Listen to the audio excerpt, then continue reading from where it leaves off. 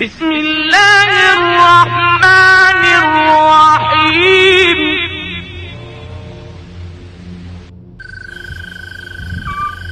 و پاسی از شب را از خواب برخیز و قرآن و نماز بخوان. این یک وظیفه اضافی برای توست. امید است پروردگارت تو را به مقامی در خور ستایش برانگیزد. اعوذ بالله من الشیطان الرجیم.